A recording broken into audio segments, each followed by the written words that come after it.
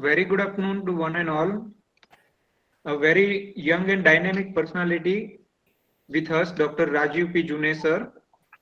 He is the Assistant Professor of Communication Skill at SVKM's Institute of Technology, Dhule, Maharashtra, India.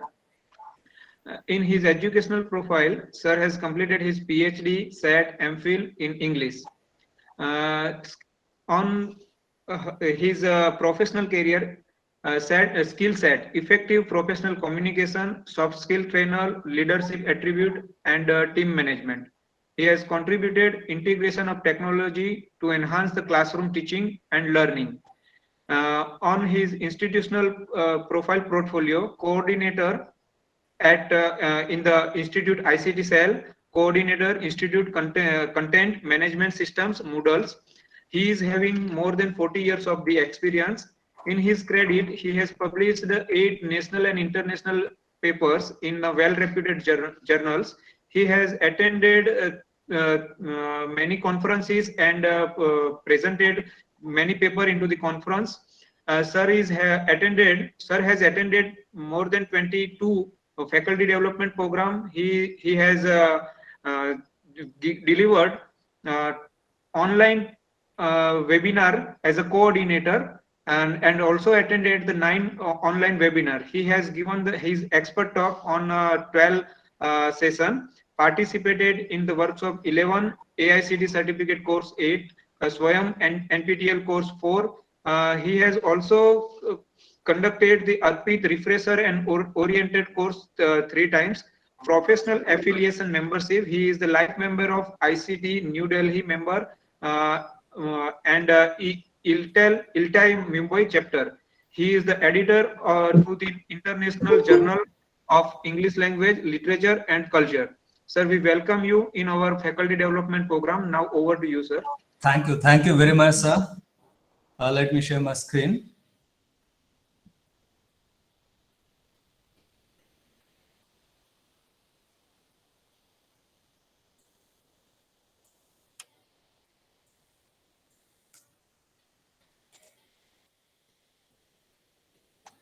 Hope my screen is visible to you all.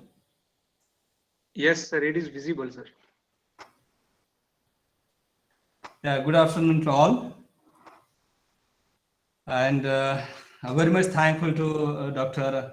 Naitik Trivedi, sir, coordinator of this online FDP, AICT ATAL FDP. I am also at the outset very much thankful to Honorable Dr. Manu Vora, sir, AICT ATAL peer reviewer. Also, I extend my warm thanks to Honorable Dr. Jolly Parikh ma'am, Principal, AR College of Pharmacy. And also, I extend my warm greetings to all the delegates who have joined this, virtual FDP from the various corners of the world. And with this, I would like to explore my session ahead. You all know that we are exploring redesigning pedagogy, educating for innovation and fostering for society. And this day is second, and today I'm in second session. And the title of my session is Effective Pedagogy in Contemporary Higher Education. And with this, let's move ahead and talk about what exactly pedagogy stands for. I have started my slide. I have started my presentation with a quotation from Marshall McLuhan, who says that we shape our tools, and afterwards our tools shape us. This adage, this proverb clarifies everything about the pedagogy, because pedagogy is nothing but a tool that we always use to impart our instructions, our instructional designs to our students. When we are talking about the pedagogy, we are indirectly talking about the tools. And if our tool is honed, if our tool is strengthened, if our tool is shrewdly planned, then definitely our instructional designs, our impartation of our knowledge would be effective. That's what the intention of Marshall McLuhan, who tells that if we shape our tools, then definitely our tools also shape us. And pedagogy, as I mentioned earlier, is our effective tool to make our teaching and learning more effective, more engrossing one for our students' benefit. Pedagogy is nothing but a kind of approach that we inculcate, we foster within ourselves towards our teaching learning activities. Because when we say pedagogy, we are talking about the implementation, the execution of our content with integration of technology. Because the topic is what the effective pedagogy in today's contemporary education. And contemporary education, you all know that it is engrossed by the technology, and we cannot go even an inch ahead without integration of technology. So if you ask me what can be today's effective pedagogy, then I would say it is what nothing but integration of technology in our teaching learning process. So it's nothing but our approach and a method that is used for instructional delivery. This word quite be difficult, but exactly what instructional delivery is there. When we are planning our content, when we are planning our course design, and when we are delivering that, that's nothing but the instructional delivery of our course content. So pedagogy is what an art of teaching that strengthens teaching learning process. So if as a teacher I want to strengthen my teaching learning process, then I have to learn the art of teaching. And when I'm talking about the art of teaching, what I'm telling or what I'm implying over there, that is a usage of pedagogy as a tool. And if the tool is effective, if the tool is convincing, then definitely my teaching and learning will be convincing, will be effective. Teacher, then the question comes in mind, who should design the tool? Whether the designers of the syllabus curriculum, whether the students who are going to get benefit of my delivery, or whether the teacher.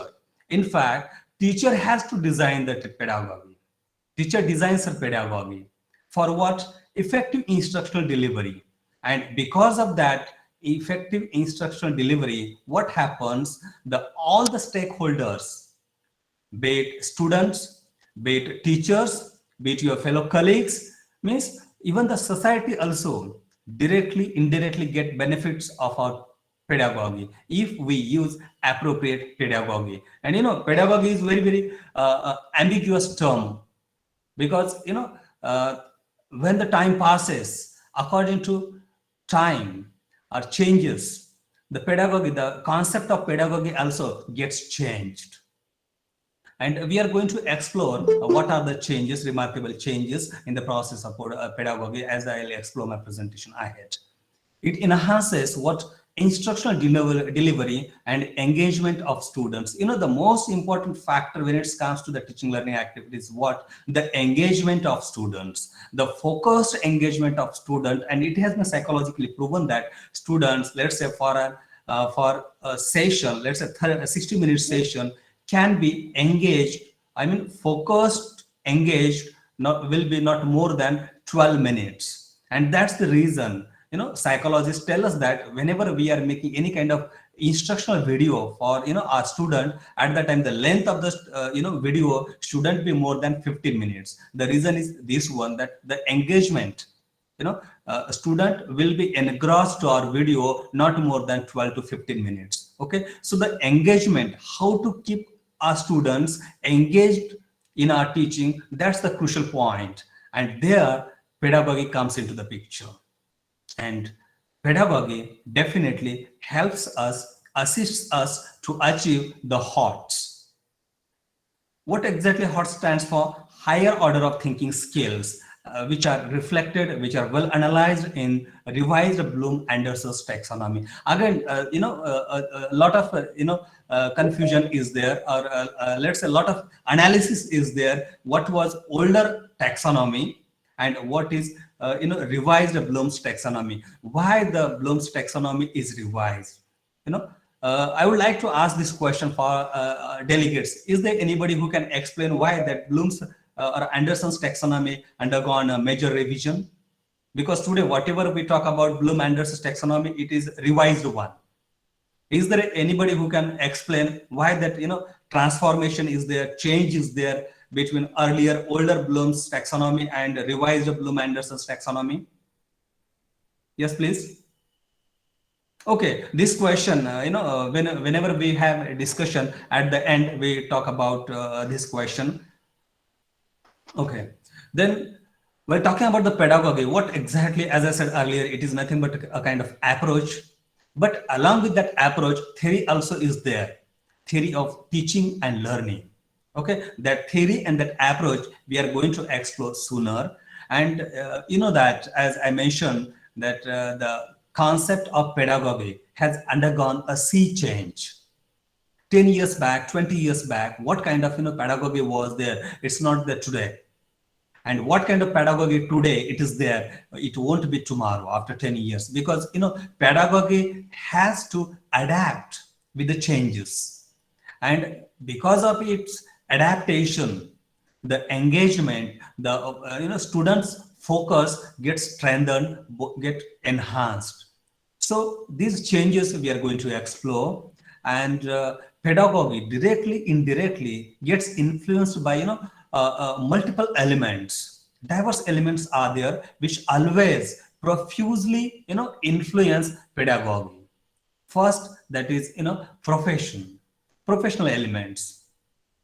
In which profession, what method of teaching we are using, that profession very deeply influences the pedagogy. Okay, how it is going to influence, that we will explore later. Along with profession, social elements are there which are going to influence, which are going to affect the pedagogy. If the social if the society is nurturing towards towards academics, then definitely the pedagogical implications would be positive. Okay, that also we are going to explore. Then the political elements are there which the influence our pedagogy.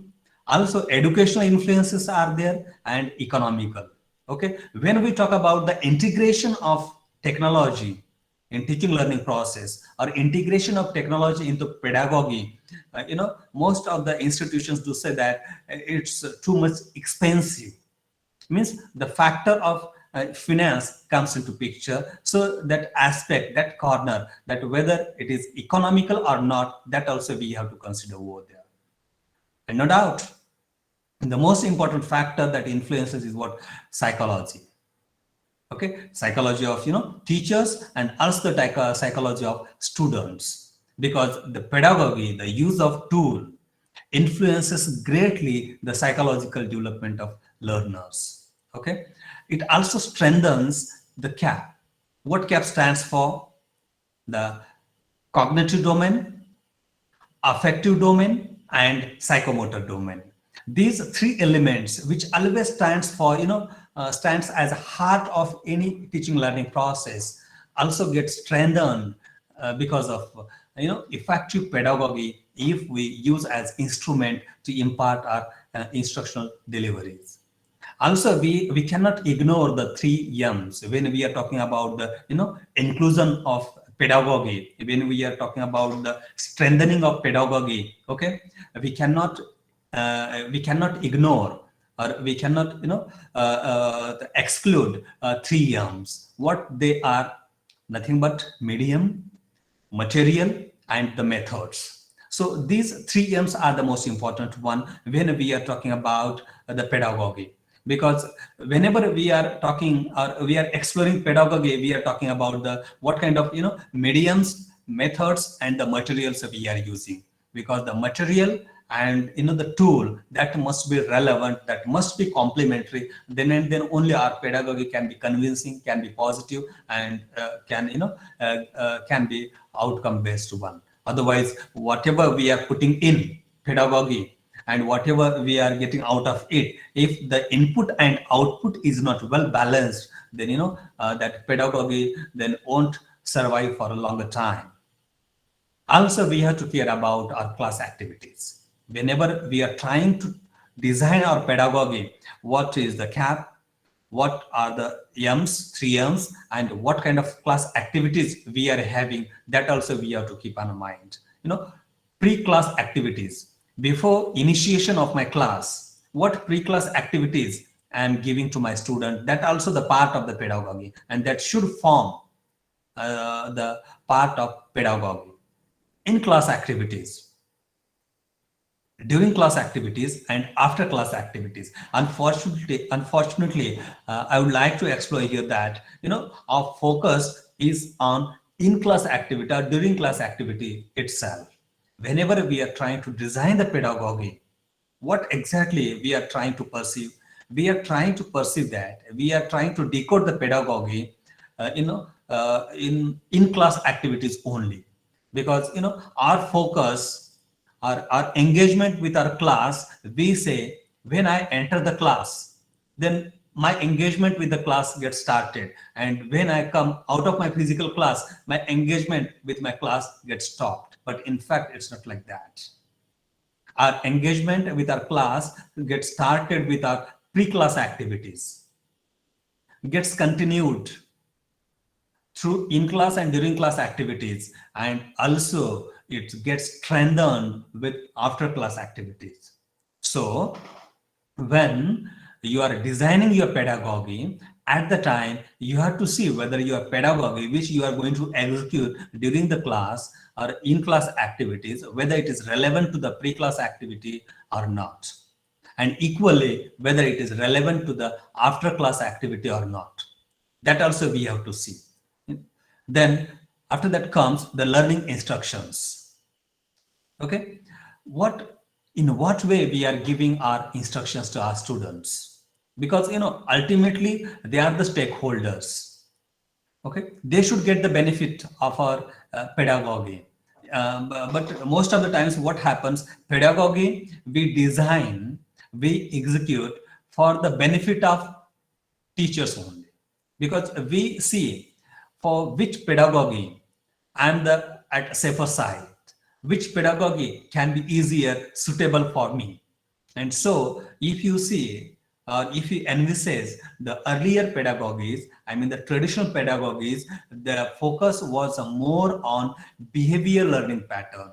The focus was more on cognizance level of our students, and they were the teacher centric. The behaviorism and cognizance, these predominant pedagogies, predominant traditional pedagogies, they were teachers centric, and so they become outdated. And today they are replaced by today you might have heard about that augmentation learning model. This is nothing but your the method of constructivism. This is what modern pedagogy that we are going to explore. Instead of behaviorism and instead of cognizance model, we are having nowadays that constructivism. Means we have to give the liberty, liberal Socrates model, that also we are going to explore. We have to give the liberty to our student to construct their own thought, to construct their own approach towards the course, towards towards their learning. That's what constructivism. And after that constructivism comes into picture the theory of connectivism. These two models of pedagogy or the methods of pedagogy are the dominant even today: constructivism and connectivism. These two models, or these two learning theories, they have replaced earlier traditional old-fashioned pedagogical learning methods. What were traditional methods or pedagogical? Behaviorism and cognizance model. Let's move ahead. So while talking about the learning instructions, we have to focus on our methods, our tools, and our activities.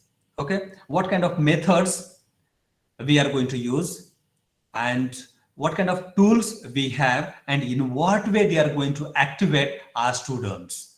Because student engagement is the most important. When today we are talking about the OBE, that is outcome based education, and in outcome based education, what is the most important thing? What we are putting in and what students are getting out, means whether the students are getting activated or not, that is the most important thing. Because everything whatever we are doing, that is just for stimulate our students intellectually, to activate them. Okay, so relevant to that, the methods and the tools, the yeah, I mean pedagogical tools we have to use. Also, we have to focus on the teaching plans. What kind of teaching plans we are using? Whether actually for the sake of making plans, we make the plans, but you have to be dedicated, passionate towards your making plan. And there also macro plan, teaching plan should be there for design your course instructions, and micro teaching plan should be there to design your unit instructions. Okay, then and then only your teaching plan can be complete and perfect. We are going to explore that point also later. Then the learning material. When we talk about the learning material, learning material we can categorize into two broader levels, that teacher support learning material and student support learning material. But unfortunately, what happens in our day-to-day learning, whenever we go to teaching, whatever teaching material we have prepared for our sake, means for teacher support learning material, as it is, without any changes, we provide that to our student.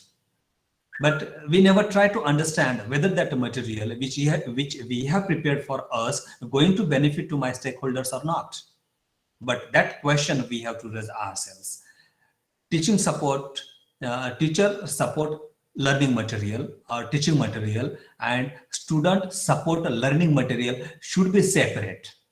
Then and then only the relevant pedagogy you can inculcate and you can execute, and the intended desired outcome very easily you can have with execution of the pedagogy.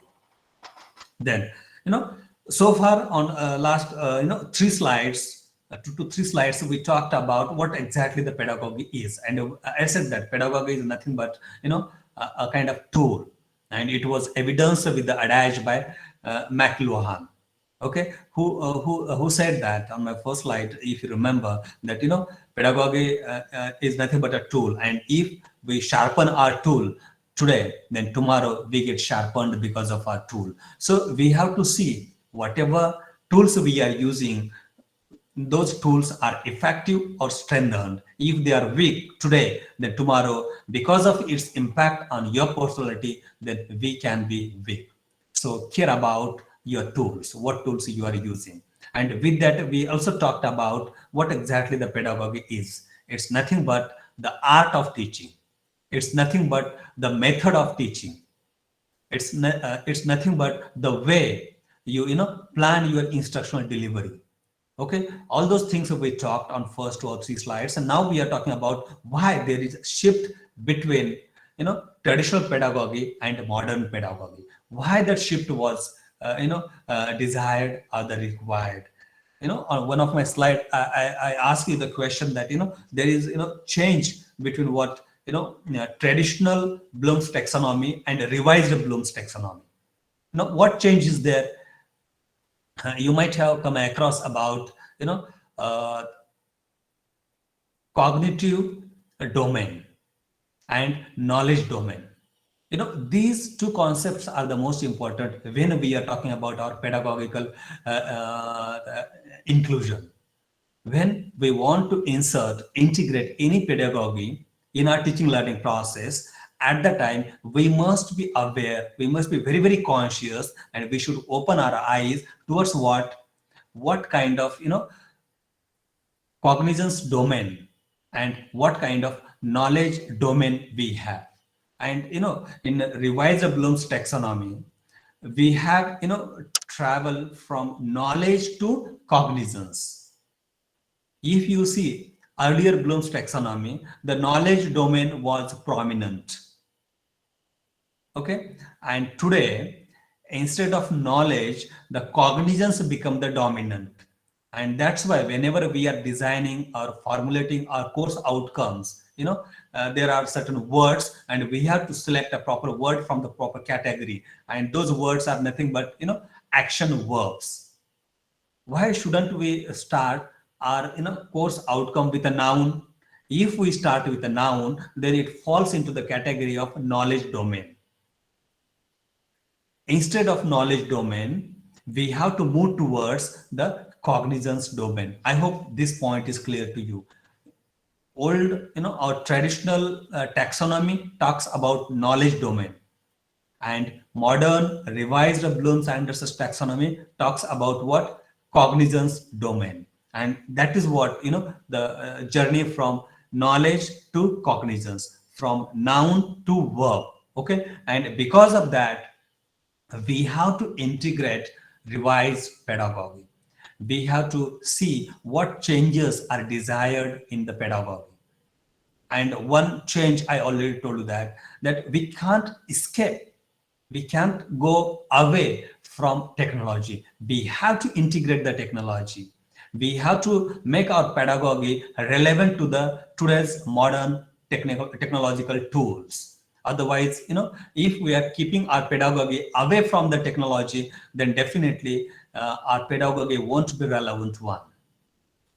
Traditional teaching methods are teacher-centric, as I mentioned earlier, and they are also neutral about the learner. Remember about that dominant learning model, that is behaviorism. Okay, means whether what kind of students understanding was there, it was failed to analyze students understanding. So today it was replaced by connectivism or augmented learning, and also one more model, that is what? Constructivism. We have to make our students liberal to construct their own ideas. Modern pedagogy is based on OBE, that is outcome based education, that has transformed entire our education. You see that today, education undergone sea change because only on account of OBE. Means what outcome is there when I'm delivering this content. Okay, this is my instructional delivery, then what students are achieving throughout that. Okay, so the everything is much concerned about the outcome. Okay, so the pedagogy also should relevant to that outcome based education. Contemporary teaching methods are the learner centric, and how they are learner centric, we all know that, because whenever we are designing anything, first we are thinking about our students, whether my students will be in a position to understand that or not. Okay, so everything whatever we are doing for the sake of students, we are putting students at the forefront. We are making each and every our initiative are learner centric. And also we are talking about connecting the dots. This one is the most important one. Connecting the dot to augment the learning. That's what augmented model of learning. Connecting the dots, already our stakeholders do have the knowledge. That's what contextualized learning, that is the next bullet point. And whatever knowledge they do have, what we are doing in our sessions, we are just telling them, or we are just triggering them, motivating them, inspiring them to connect the missing gaps of their knowledge. And that's what the augmented learning model of our teaching learning activities. And our pedagogy, when we are choosing pedagogy, you have to see whether your pedagogy is relevant to the augmented learning model or not. If our stakeholders, if our students, they are able to connect the missing dots to augment their learning, and if your pedagogy assisting them, or let's say motivating them to connect the dots, then definitely your pedagogy can be much more relevant, much more adaptive to your learners. And also our pedagogy has to see the change between content to context. The content is there, okay, in the book, in the reference book, let's say, but we have to make our teaching learning based on context. Means what? Whenever I'm imparting any kind of instructional design to my stakeholders, at the time I'll have to see whether I do have that art of teaching, whether I do have that method of teaching, whether I do have that relevant pedagogy to contextualize my instructional delivery. If I separate, if I dissociate, the context and the content, then definitely, my students fail to understand my instructional delivery. So that gap between the content and the context can be bridged by the effective pedagogy. The pedagogy should be, or can always helps to be adaptive, to be crossover, and definitely it strengthens a kind of incidential learning. And we have to see, if it's not adaptive, then it can be outdated one. And that's why I said earlier that we have to integrate, we have to include the technology. We cannot go away from the technology. And not only, at a primary level, integration of technology should be there in our teaching learning activities, but we have to go advanced levels, because our students, if they are advanced in technology, and when we are integrating technology as a pedagogy in our teaching learning, then we have to be advanced. Our journey shouldn't be limited to our content, to be advanced in our content. Along with our content, we have to advance in our pedagogy. When we are talking about the pedagogy, indirectly I am implying about technology. We have to advance in the technology, because today pedagogy is nothing but the dominant integration of technology. And today you all know that. Why I say that integration, or the integration of technology, or technology has played a significant, a very, very seminal role in teaching learning activities, because the learning, of course, it's fixed. 10 years back, what was learning, what was understanding of the concept of learning, what is today's concept or understanding of the concept of learning, and what would be tomorrow's understanding of the concept of learning. It would be same. Learning can be fixed, but time gets changed. Earlier in physical teaching learning, okay, in traditional teaching learning model, the time was very, very fixed, 10 to 5. That's what teaching, and that's what learning. But today, because of integration of technology, that time has changed. There is no limit to the time. That technology has changed and made learning available all 24/7. Means anytime, anywhere, the learner can sit and learner can learn. And according to the need and the requirement of the learner, we have to design our pedagogy. We have to streamline our tools. Our pedagogy must be relevant to what capacity building, the nature of our education. If you see what NEP 2020, even the focus of that education policy is on what integration of technology to build the capacity among the student. When we talk about the capacity, okay, again there are 4 categories are there that I'm not going to explore here. I'll be limited to pedagogy, its utilization and execution. The capacity building, realizing individual differences. Whenever we are designing pedagogy, whenever we are trying to execute our pedagogy, at the time we have to see the differences amongst our students. One pedagogy for all. If you are on this line going ahead and trying to execute, then what will happen, all students won't understand equally. Then you have to see what are differences among our students, and according to that you have to build the capacities of our students, and according to that building of capacities we have to choose proper pedagogy.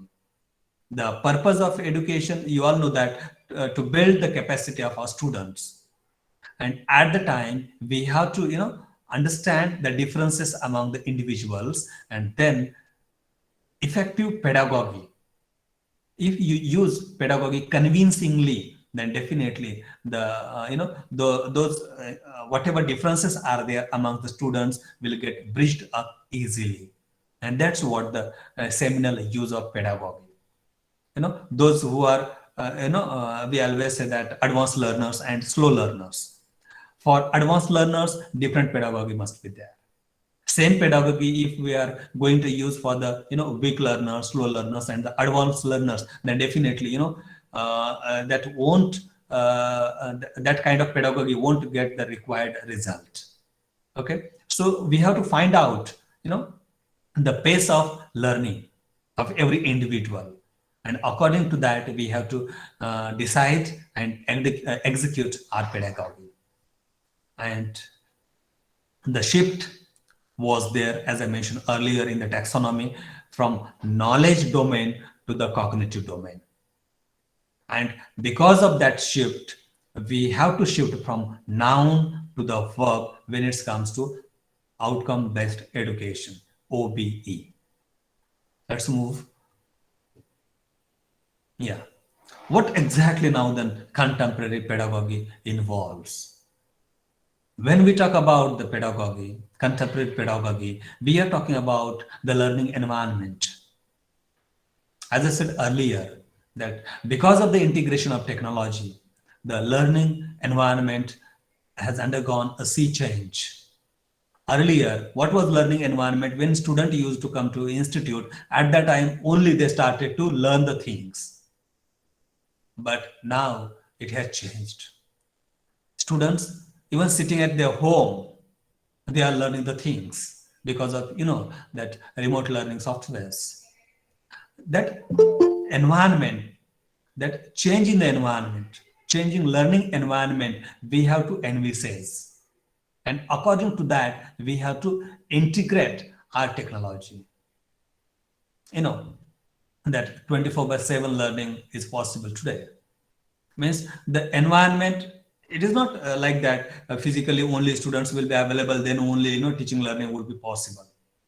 Then we have to see, when we are designing pedagogy, at that time we have to see whether my pedagogy is relevant, whether my pedagogy fulfills my learners 24/7 habit or not. If it is possible, then only we can say that our pedagogy is relevant to today's contemporary era. Educating the educator. When we talk about the learning environment, okay, after that comes the most important crucial aspect, that educating the educator. Since my first slide, I'm talking a lot about the integration of technology. Pedagogy has replaced, or today pedagogy is nothing but integration of technology. But if the educators are not well educated in the usage of technology, then in what way they are going to integrate the technology in their teaching learning activities? That's the million-dollar question. So first, a due care must be taken by the educators, that the trainers, educators must be educated. They must be given due exposure to the technology, most advanced trends of technology in academics. Then and then only, if today they are trained, then tomorrow they can very easily integrate that technology, the tools of technology, and then their teaching learning activities would be more student oriented, and thus students involvement, students engagement will be enhanced. And only because of that integration of technology, the gap between the traditional pedagogy and the gap between the modern pedagogy can be bridged. Whatever gap is there between our generation and generation Z, today's student generation, we say it is Gen Z generation. So this gap can be bridged if we are able to integrate the technology. Okay, and whenever we are talking about contemporary pedagogy, along with all those 3 points, learning environment, educating the educator, and bridging the gap, comes into picture with great focus and attention that inputs and outputs. What efforts as a teacher, as a trainer, we are putting it, and what output my stakeholders are having. That should be balanced.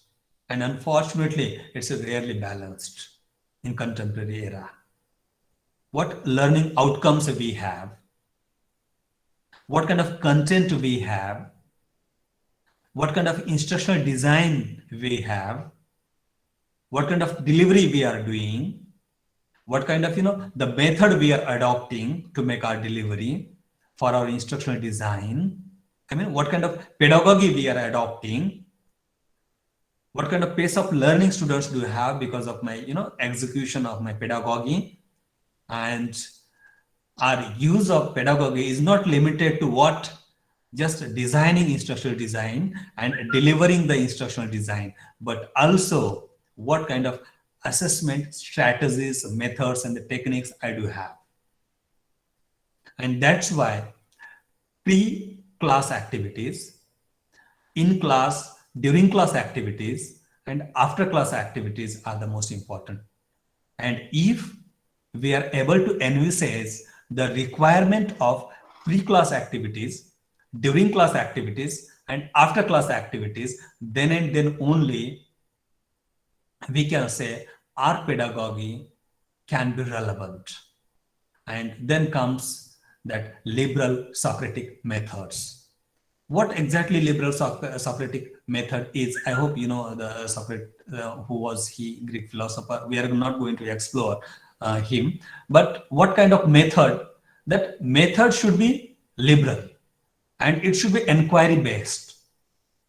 If we are giving liberty and freedom to our students, and if we are fostering the attitude of inquiry amongst them without any pressure, then definitely that that method, that Socratic method, definitely will lead them towards their understanding and better understanding. That's what the method of connectivism means. Through their inquiry, they connect their approach, their doubts, their convincing thought to each other, and through that connectivism, then the augmented learning can be there, and slowly, then they very easily solidify their learning. Then the question comes to mind: what exactly contemporary pedagogy involves? First and the most important aspect of contemporary pedagogy is nothing but what? Integration of technology. It integrates technology, and that's why I tell that whenever we are talking about the pedagogy, we have to take care that we are well trained in the advanced trends of technology. Then and then only we would be in a position to integrate that technology. But our knowledge, our literacy about technology is limited to what? Only Google Forms, our formation of Google Class. We have to go ahead. Lots of softwares are there which very easily can make our teaching learning more engaging, more attractive. After that, we have to see whether through the integration of technology, whether I'm going to have active learning or not.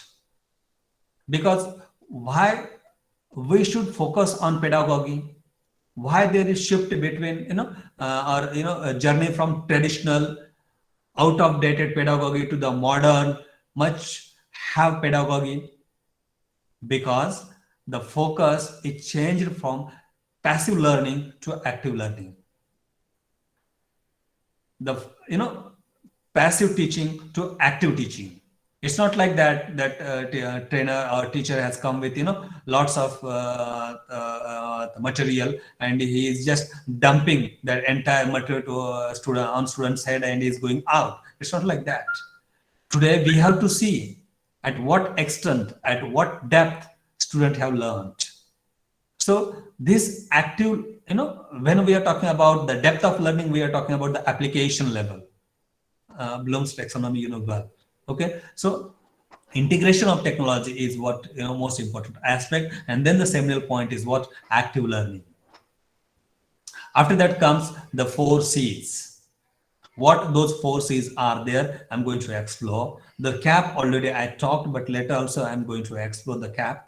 And then the assessment techniques. These 4 C's and the CAP, they must be relevant to the usage of our pedagogy.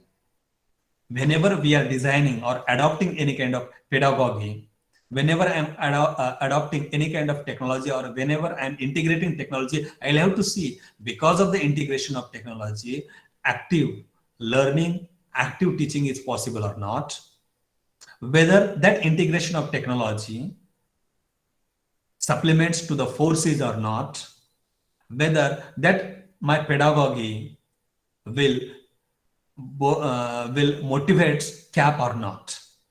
If it is strengthening the CAP, if it is supplemented to the assessment, then and then only that pedagogy, we can say, can be relevant.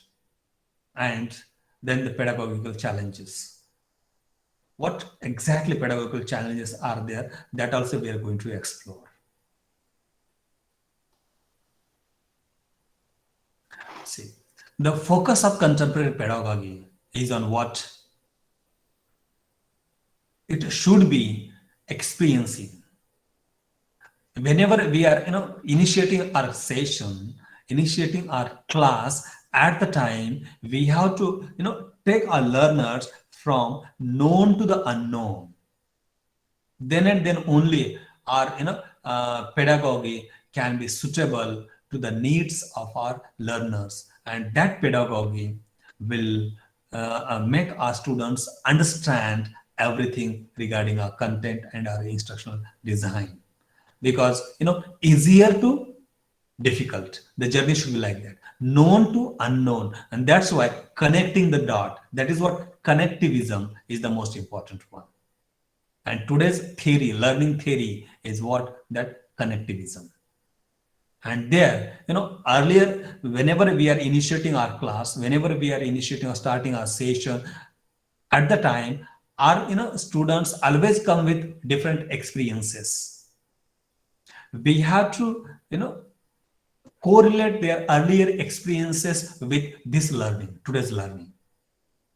And then only your teaching learning activities would be more engaging, more enhancing, and automatically student get a kind of intellectual stimuli in our teaching learning activities. So the focus of our pedagogy should be on what? Experiencing. What?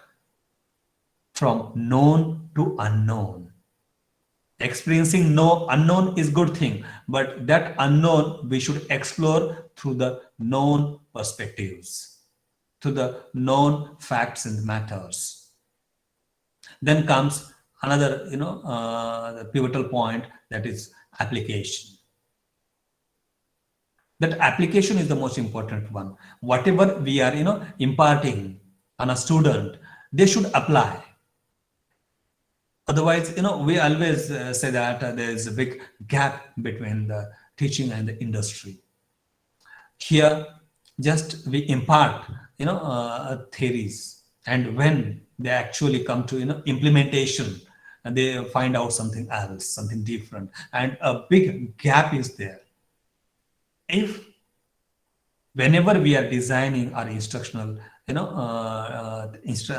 instructions, at the time, if we are taking care of application of our instructional deliveries, then definitely the gap would be bridged up.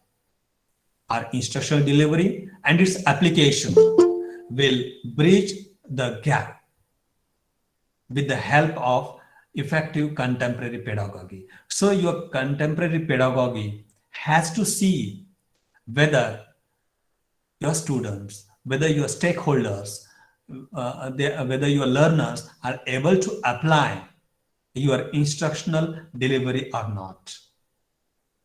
Your pedagogy, should ask them to apply their learnings. then definitely the gap, whatever gap is there between academics and industry, the gap would be bridged up easily.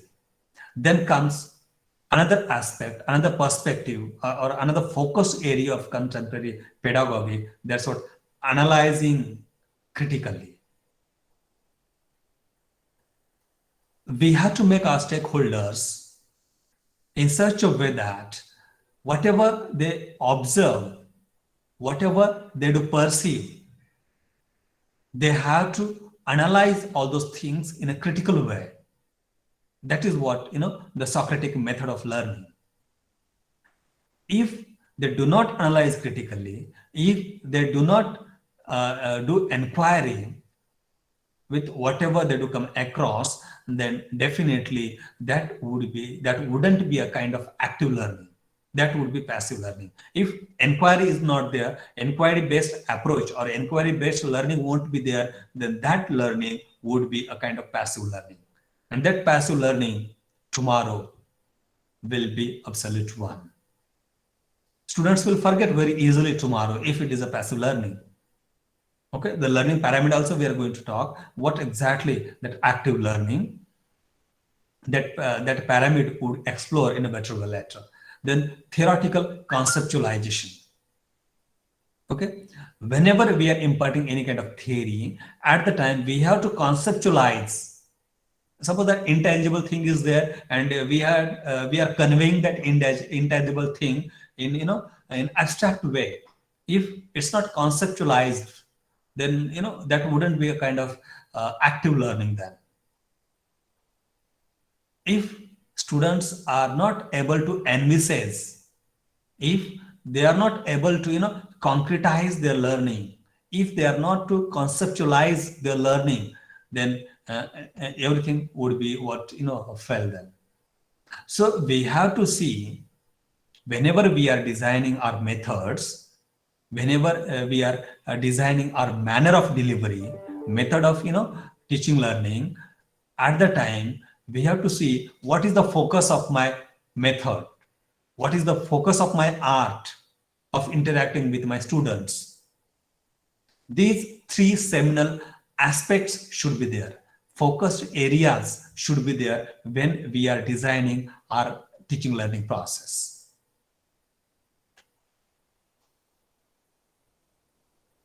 And when we talk about the integration of teaching and learning, whenever we are talking about the integration of technology to transform the contemporary pedagogy, we have to include all these points. What are all these points? Flipped classroom. We talk much about flipped classroom and blended classroom. What exactly plays a flipped classroom and blended classroom they imply? Flipped classroom, traditional teaching model and modern teaching model. When we talk about technology, we cannot technology and pedagogy, we cannot replace the traditional pedagogy by the modern technology. Simply we have to flip, we have to see whether where technology fails, there we have to use traditional pedagogy, and where traditional pedagogy fails, there we have to use the technology. And flipped classroom is what? The integration of technology, the use of technology, and we have to flip the class.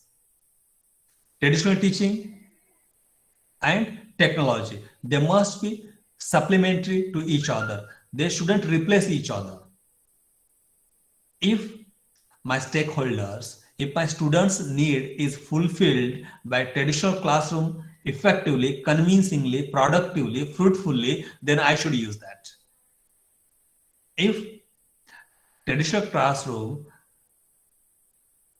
can't fulfill the needs of my stakeholders, at that time I have to flip that class with technology.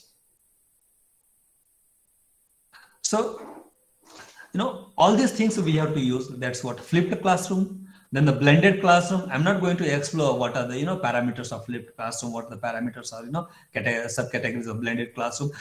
Different models are there amongst them. Okay, but looking at the limitations of time, we have to just on the upper side, we have to talk about superficially. We have to explore in what way we are going to integrate the technology. You can integrate, you can utilize a blended classroom, flipped classroom, as well as synchronous and asynchronous teaching. Okay, synchronous and asynchronous teaching can be part of your flipped classroom, can be part of your blended classroom. Today, through what kind of time we are passing on, we cannot go away, we cannot get away from flipped class and the blended class. We have to use them, and with synchronous and asynchronous teachings. Along with that, we have CMS and LMS. This stands for Content Management Systems and Learning Management System. Exactly what kind of content management system we have? Entire if entire kind of platform we have for our virtual teaching learning, for our integrated teaching learning, then our pedagogy would be excellent. Then and then only our environment, teaching learning environment can be 24/7.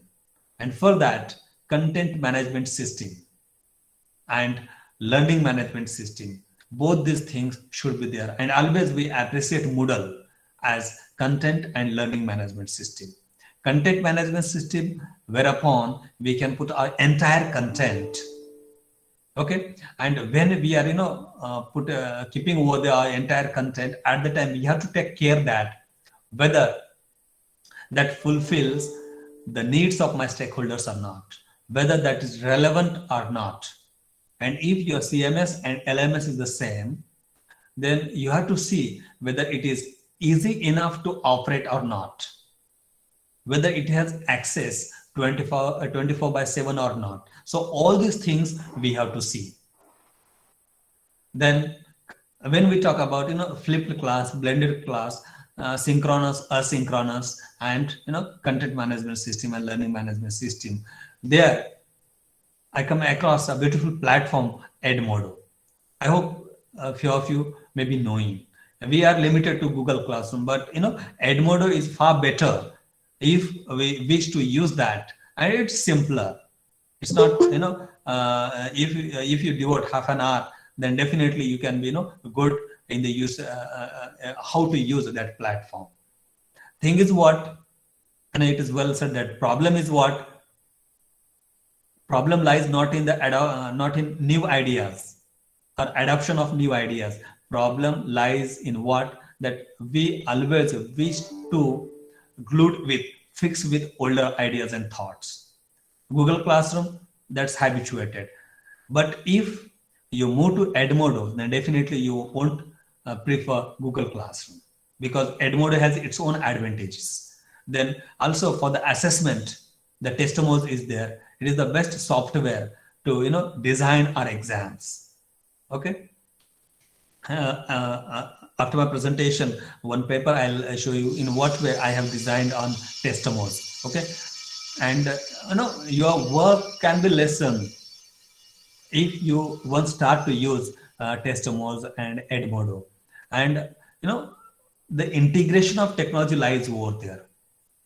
And when you are using all these aspects of technology, let's say Testimos, then the Edmodo, then Flip, blended, synchronous, asynchronous, CMS, LMS, then you are transforming your pedagogy entirely. And one more software is there, that's Hot Potatoes, to for the assessment purpose. Okay, to fun oriented activities and the assessment, the Hot Potatoes is the best one. Okay, that also but again, the time we have to devote to learn the things. Okay, so integration, when we talk about the integration of technology, my perspective, my understanding is what, if we inculcate all these, the corners of technology, flipped, blended, synchronous, asynchronous, CMS, LMS, Edmodo, then Testimos, and hot potatoes, then definitely our, pedagogy will get transformed with the integration of technology. Then, one point we talked, that is what active learning strategies. Okay, what actually active learning strategies is there, that here we are going to explore. It's what individual, cooperative, and collaborative learning. We talk only on two elements. What, cooperative and collaborative learning. But we also have to think about individual learning also, because every individual at his or her pace starts learning. But unfortunately, this individual learning is forgotten everywhere. And we have to see, whenever we are talking about active learning strategy, okay, we have to think about individual learning also. Because when we talk about the outcome, at the time, we are measuring the outcome in the perspective of individual, whether the capacity of that individual stakeholder is strengthened or not. So our focus should be on individual learning. But along with that, individual learning in such a way, it should be strengthened, that it should supplement the cooperative and collaborative learning. Because when individual is learning, at the time, if it is, supplemented by cooperative and collaborative learning, then definitely that kind of learning would be beneficial to the society, and that kind of learning would be in what higher order thinking skills. So whenever we are talking about the cooperative and collaborative learning, at the time, we have to keep in mind the element of individual learning. Also, we need to talk about PBL, that is problem-based learning and project-based learning. Okay, problem-based learning, through that, what exactly you are strengthening, that is the attitude or aptitude towards making inquiry. And that attitude or aptitude to inquiry is nothing but our, the basic pedagogical method. That's what Socratic method, liberal Socratic method of learning. So only the what jargons are changed, but the heart is the same. Project-based learning, it's nothing but again, the different guys in a different nature, your cooperative and collaborative learning. These are what the the corners of active learning strategies. Again, we have TBL, team-based learning, CBL, case-based learning, experiential learning. In addition to that, TPS, think, pair, and share. If you minutely observe each and every point, then you can understand each and every angle, each and every point here focuses on the outcome. Think, pair, share. Problem can be given to the student can think. After thinking, you can pair them, or before that, when the problem is given to them, then also you can ask them to have pairs, then they can think and they can share. Here they are, collaborative thinking, cooperative thinking, individual thinking, everything you are attaining over there. Also, we are not limited to TPS only, but also there is what WTR. And what is that WTR? That's what, watch, think, and reflect. There, where nonverbal communication is possible, there what you can do, you can ask your student to watch a particular, let's say, image, a particular, let's say, a problem. They can watch without any communication. Then they can think, and then ask them to reflect. And today we all know that as educators, as teachers, that students lack this aspect, reflection, analysis. When we ask students to ask students, they limit themselves to yes or no. Reflection, they never get in deeper. They never reflect for a longer on particular question or particular answer. So WTR, if we undertake, then definitely it would strengthen our students greatly. And also the work analysis. What that work analysis is, on next slide I am going to explore. This work analysis should be the most important one to design our pedagogy. Okay, whenever we are designing our pedagogy, we have to see whether our pedagogy fulfills the requirement of each and every my stakeholders with proper due integration of technology. Then and then only that pedagogy would be appreciated and adopted by all. And while talking about all these active learning strategies, be it WTR, watch, think, reflect, be it TPS, think, pair, and share, be it EPL, that is experiential learning, be it CBL, case-based learning or team-based learning, but we have to see what kind of method we are using. Here we have a learning pyramid. Most of the times we focus and we restrain ourselves to lecture method only, and we say that it's what done from my side. But in fact lecture method is only the least active method, only 5% active method. Whatever 5%, 10%, 20%, 30, 50, and then the at bottom is that the most outcome oriented method, that is teaching others. If you are asking your students to read, then also reading, also lecture, reading, use of audio visuals, all these are the least active methods. They are the passive methods. They are therefore they are considered as passive methods. So our focus should be on what? From demonstration to discussion, then from doing practice to teaching others. So our journey from lecture to teaching to asking our stakeholders to teach others. If our journey is like this, then and then only we are going in the right direction in our learning pyramid, we can say.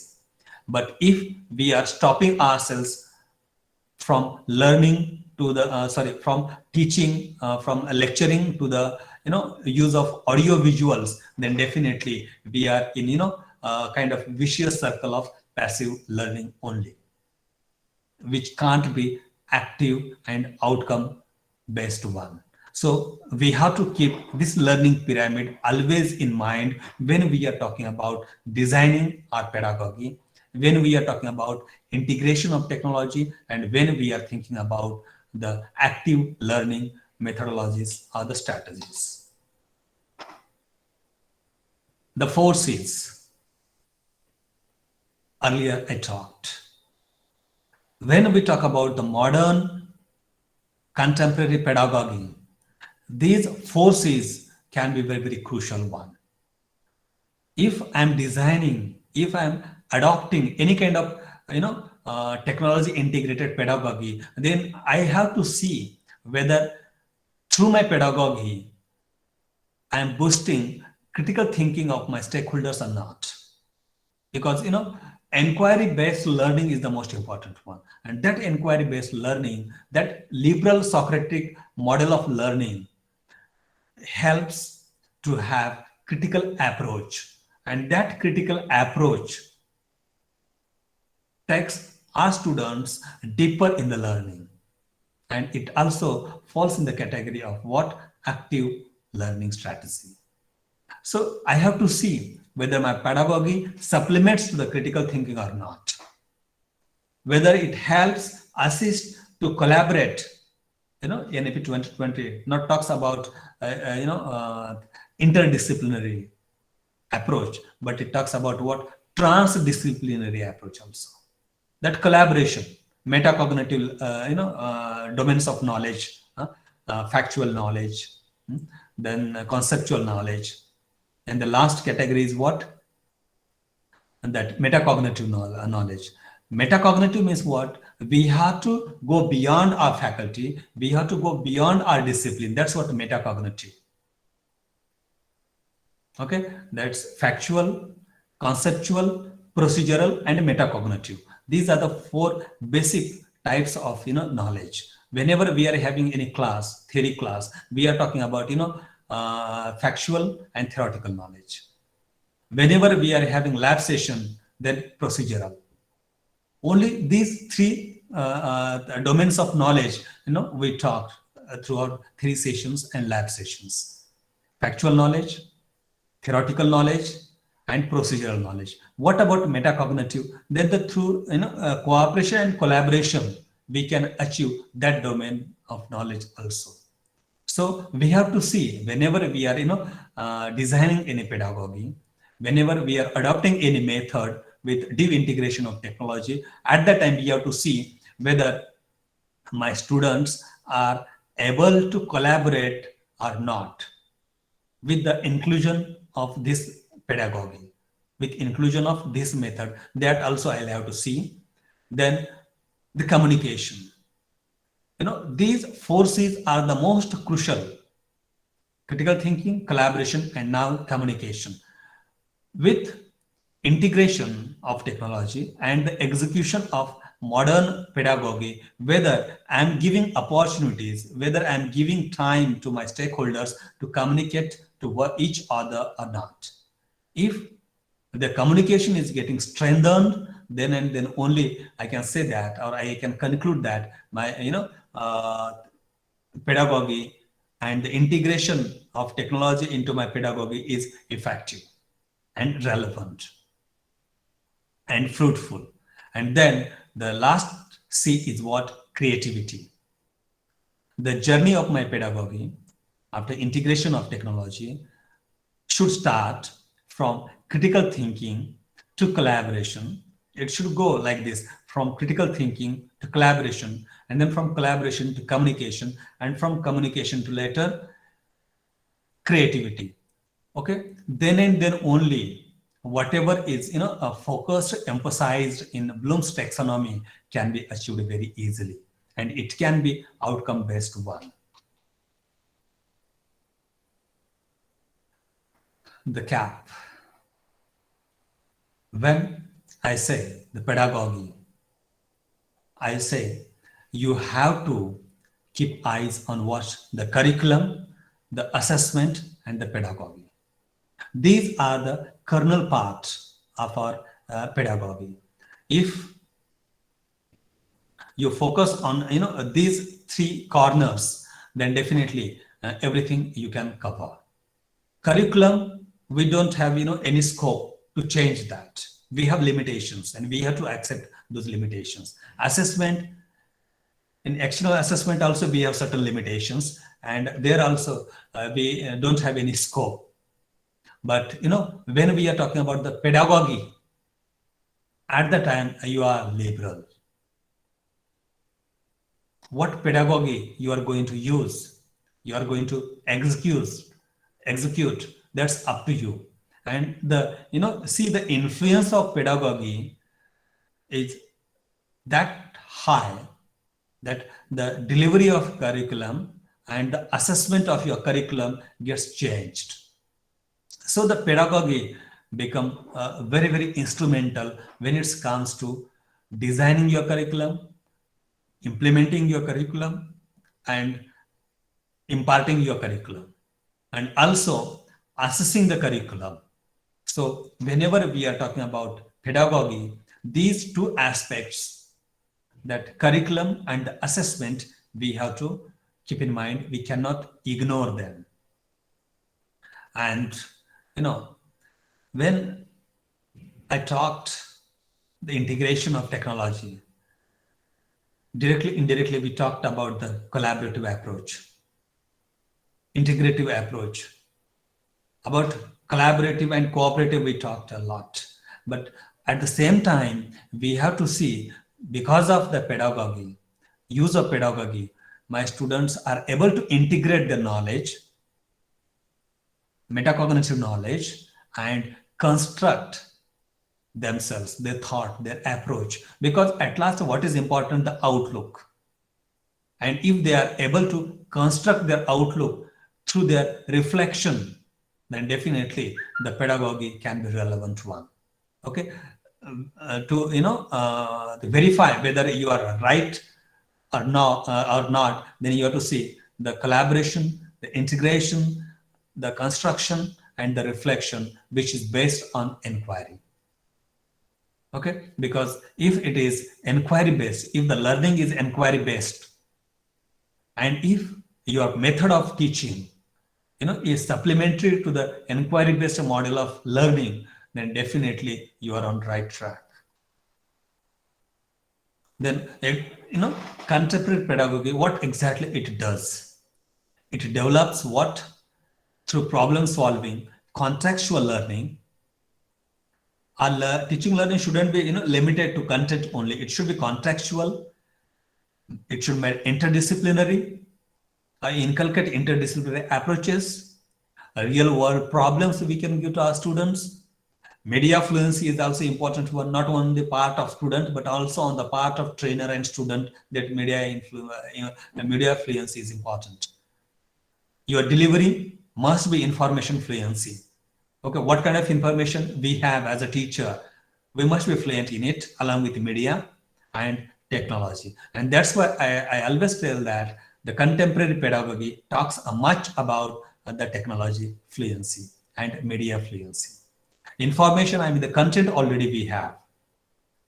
If when we talk about the pedagogy, we very easily go beyond our disciplines. So interdisciplinary approach automatically comes. But only thing is what we have to contextualize our study, our approach. Contemporary pedagogy should teach through what PBL, project-based learning, how to incorporate technology. And after incorporation of technology, our understanding should go beyond the discipline. It should be transdisciplinary along with collaboration and cooperation.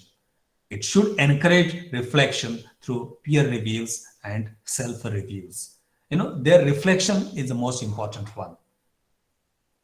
It should encourage, also I told about cooperation. It should encourage collaboration through what? Suitable technologies, team skills, effective communication, and also the assessment is the most important one in contemporary pedagogy, that the assessment must be transparent and objective, and through formative method of assessment, summative method of assessment, and diagnostic method of assessment, you can be transparent and objective.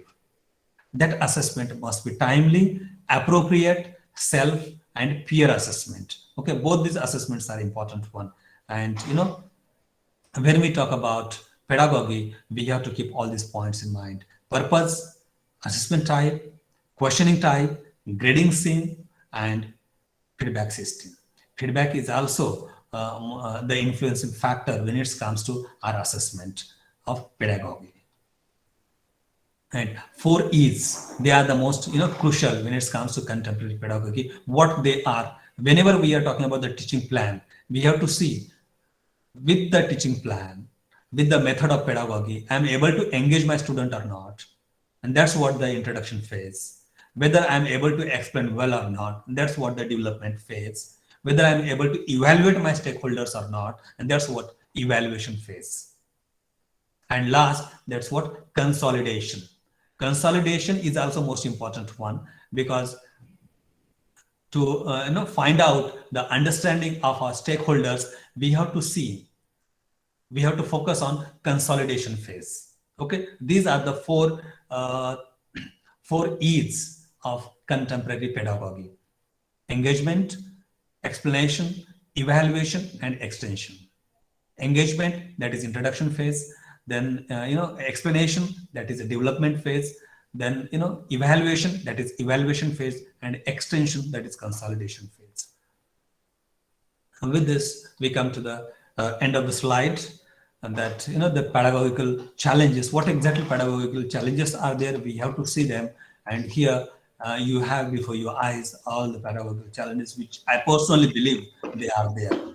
Most important is what the skills, teaching or training the teachers, training the trainer or educator is the most important challenge, because if we as a teacher are not skilled enough for the integration of the technology, then definitely, our pedagogy will be challenged one. If we are skilled, if we are well in our pedagogy, in the understanding of the concept of pedagogy and integration of pedagogy, then only we can, in a position to inculcate, to integrate the pedagogy to boost or to, motivate our teaching learning activities. Then comes the technology itself, because we ourselves always consider that we are not good at the technology, and always, as I said earlier, that we have problem what to be deeply rooted in the older ideas and the older technologies. Whatever newer trends come across, we always try to keep ourselves back from those, and that also can be the challenge for us. Then the environmental, whether you have fostering environment or not to bring innovative changes to make your pedagogy more creative or not, that's also important. Psychological, whether you are ready psychologically or not, that's most important one. Why should I integrate the new technology? And that would be time consuming. I don't know each and everything about the tool. So this can be what a kind of psychological barrier for you to bring changes, modify your pedagogy. Then the accountability. Most of the times we know that we never shoulder the accountability. We never shoulder the responsibility to innovate or to change our pedagogy. That can be what a kind of modern challenge. Then the knowledge construction.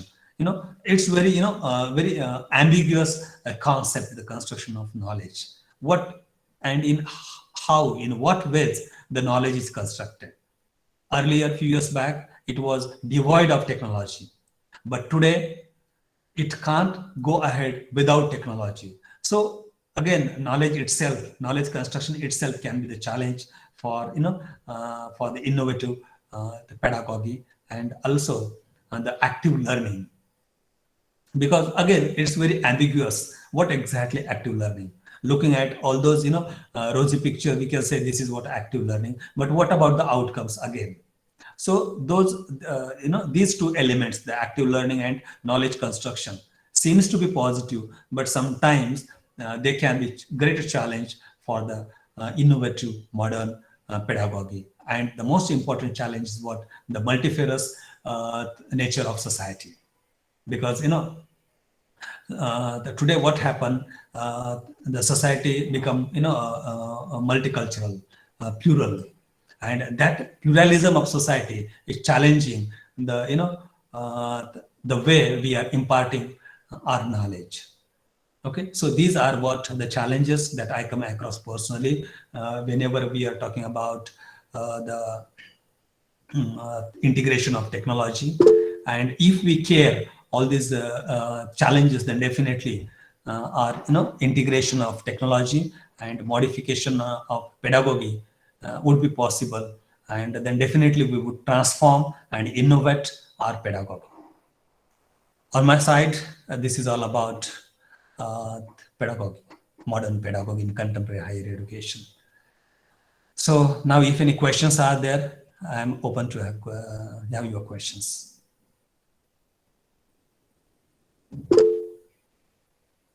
Yes, please.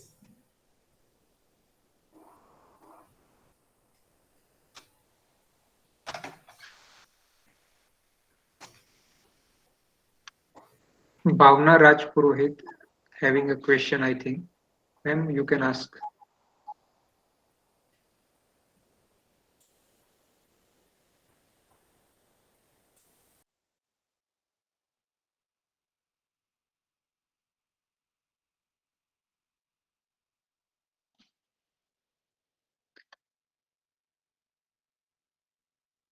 If any participant has a question, then they can ask to the sir.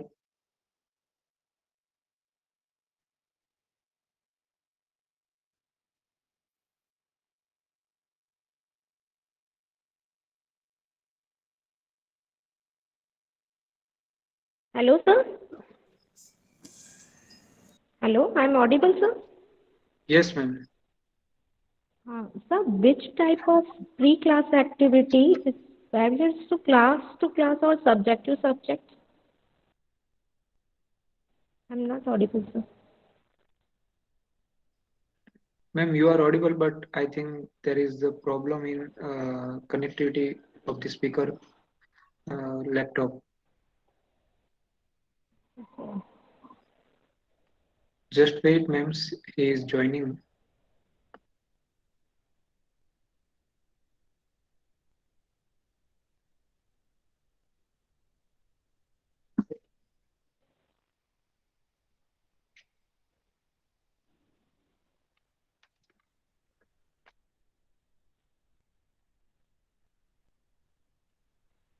Rajiv sir, are you there?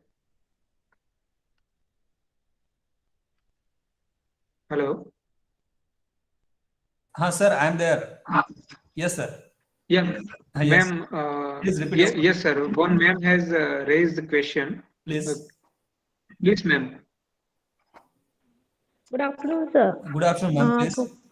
My question is which type of pre-class activity we can do and vary to subjects or class to class? Yeah, it's subject to subject, it varies, ma'am, because for my subject, what kind of pre-class activities I do have, same cannot be relevant to your subject, and also discipline to discipline they can vary. So we have to see whether they are relevant to my subject or not. For example, if it is the pronunciation strengthening exercise, then what kind of videos I'm giving them to listen. Okay, that can be what a kind of pre-class activity for me if I'm going to teach them pronunciation pronunciation module. Okay, according to that you have to design pre-class and during class and after class activities. Okay, thank you, sir. Thank you very much. Thank you. Sir, one of the participants raised the question in a chat box. For an effective teaching learning process in higher education, what is the correct proportion of teacher-students ratio? And for implementation learning activity? That I think AICT has given that answers already. I think 1:20. I mean that is the ratio. But thing is, what there to maximize your understanding. I mean the understanding of our stakeholders. We have to involve ourselves into active learning strategies only. That is what the solution. And our focus should be on what Bloom's taxonomy. Okay, where exactly we are there in Bloom's taxonomy. Whenever we are designing our course content, our instructional delivery, okay, at the time exactly whether we are fulfilling the requirements or the needs of OBE or not, that also we have to see.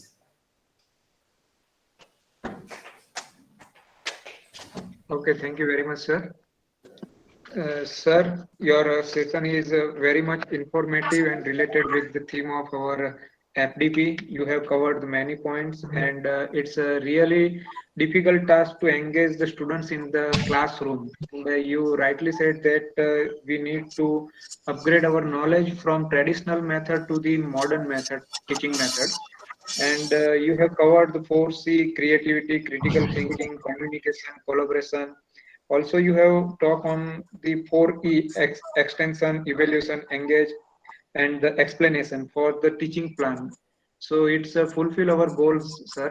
And thank you very much for giving the time from your busy schedule, sir. Thank you very much. So can I leave the session, sir? Sir, we can take the one photo with the participant. Okay.